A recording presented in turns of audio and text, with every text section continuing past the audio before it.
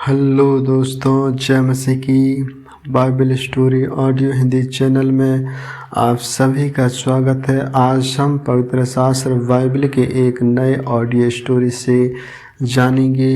न्यायों की पुस्तक से गिदोन की मिगनियों पर विजय के बारे में। हालेलुया। तब गिदोन, जो यरूबाल भी कहलाता है, और सब लोग जो उसके संग थे, सवेरे उठे और हारोद नामक सोते के पास अपने डेरे खड़े किए। और मिगनियों की छावनी उनकी उत्तरी और मोरे नामक पहाड़ी के पास तराई में पड़ी थी। तब यहोवा ने गिदोन से कहा, जो लोग तेरे संग हैं वे इतने हैं कि मैं मिगनियों को उनके हाथ नहीं कर सकता, नहीं तो इज़राइल यह कहकर मेरे विरुद्ध अपनी बड़ाई मारने लगेंगे कि हम अपने ही भुजबल के द्वारा बचे हैं। इसलिए तू जाकर लोगों में यह प्रचार करके सुना दे, जो कोई डर के मारे थरथराता हो वह गिलाद पहाड़ से लौट कर चला जाए। तब 22,000 लोग लौट गए और केवल 10,000 रह गए। फिर यहोवा ने गिदोन से कहा, अब भी लोग अधिक हैं, उन्हें सोते के पास नीचे ले चल, वहाँ मैं उन्हें तेरे लिए परखूंगा। और जिसके विषय में मैं तुझसे कहूँ यह तेरे संग चले वह तेरे संग चले, और जिसके विषय में मैं कहूँ वह तेरे संग न जाए वह न जाए। तब वह उनको सोते के पास नीचे ले गया। वहाँ यहोवा ने गिदोन से कहा, जितने कुत्ते के समान जीभ से पानी चपड़ चपड़ करके पिए उनको अलग रख, और वैसे ही उन्हें भी जो घुटने टेक कर पिए, जिन्हें मुँह के हाथ लगा चपड़ चपड़ करके पिया। उनकी तो गिनती 300 ठहरी, और बाकी सब लोग ने घुटने टेक कर पानी पिया। तब यहोवा ने गिदोन से कहा, इन 300 चपड़ चपड़ करके पीने वालों के द्वारा मैं तुमको छुड़ाऊंगा और मिगनियों को तेरे हाथ में कर दूंगा, और अन्य सब लोग अपने अपने स्थान को लौट जाएं। तब उन 300 लोगों ने अपने साथ भोजन सामग्री ली और अपने नरसिंगे के लिए, और उसने इज़राइल के अन्य सब पुरुषों को अपने अपने डेरे की ओर भेज दिया, परंतु उन 300 पुरुषों को अपने पास रख छोड़ा। और मिगनैन की छावनी उसके नीचे तराई में पड़ी थी। उस रात यहोवा ने उससे कहा, उठ छावनी पर चढ़ाई कर, क्योंकि मैं उसे तेरे हाथ कर देता हूँ। परंतु यदि तू चढ़ाई करते डरता है तो अपने सेवक फुरार को संग लेकर छावनी के पास जाकर सुन कि वे क्या कर रहे हैं। उसके बाद तुझे उस छावनी पर चढ़ाई करने का साहस होगा। तब वह अपने सेवक फुरार को संग ले उन हथियारबंदों के पास जो छावनी के पास छोर पर थे उतर गया। मिगनियों और अमलेकियों और सपूर लोग जो टिड्डियों के समान बहुत से ताए फैले पड़े थे, और उनके ऊँट समुद्र तट की बालू के किनकों के समान गिनती से बाहर थे। जब गिदोन वहाँ आया, तब एक जन अपने किसी संगी से अपना स्वप्न यूँ कह रहा था, सुन, मैं क्या देखा कि जो कोई एक रोटी टुकड़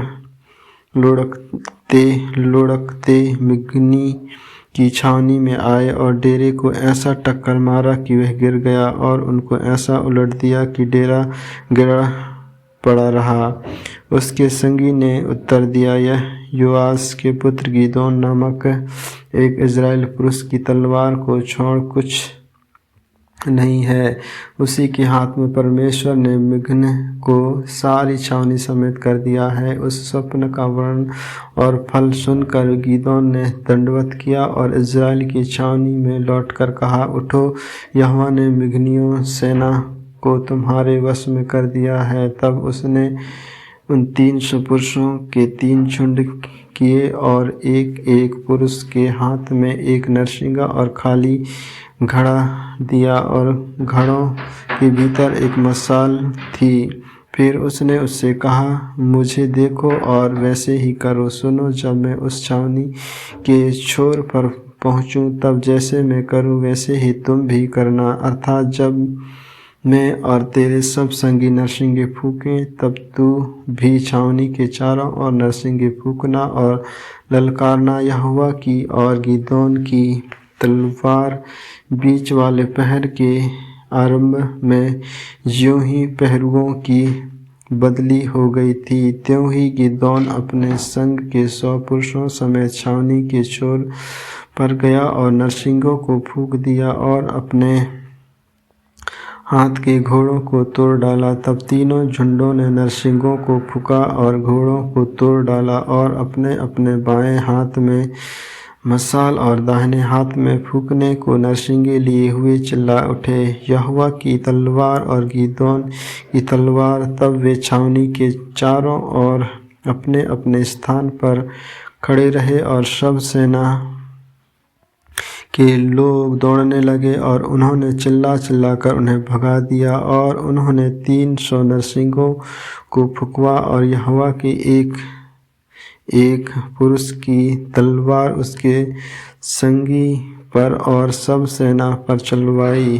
तो सेना के लोग सरेरा की और बेतसिया तक और बताबत के पास के ओबेल मेहोला तक भाग गए। तब इज़राइली पुरुष नप्ताली और अशेर और मनश्शेस के सारे देश से इकट्ठे होकर मिग्नियों के पीछे पड़े और गिदोन ने एप्रैम के सब पहाड़ी देश में यह कहने को दूत भेजे दिए, मिग्नियों से मुट्ठी भर भेड़ करने को चले आओ और यरदन नदी के घाटों को बेतबरा तक उनसे पहले अपने वश में कर लो। तब सब एप्रैमियों पुरुषों ने इकट्ठे होकर यरदन नदी को बेतबारा तक अपने वश में कर दिया और उन्होंने ओरेब और जेबेर नामक मिग्नीन के 2 हाकिमों को पकड़ा और ओरेब को ओरेब नामक चट्टान पर और जेबेर को जेबेर नामक दाखरस के कुंड पर घात किया और वे मिग्नियों के पीछे पड़े और ओरेब और जेब्र के सिर यरदन के पार गिदोन के पास ले गए। आमीन आमीन। परमेश्वर इन वचनों को सुनने के द्वारा आप सबों को आशीष दे। आगे की और भी ऑडियो स्टोरी सुनने के लिए Bible story audio Hindi channel को लाइक, सब्सक्राइब और बेल आइकन को दबाएं। सभी प्रिय भाई बहनों को जय मसीह की।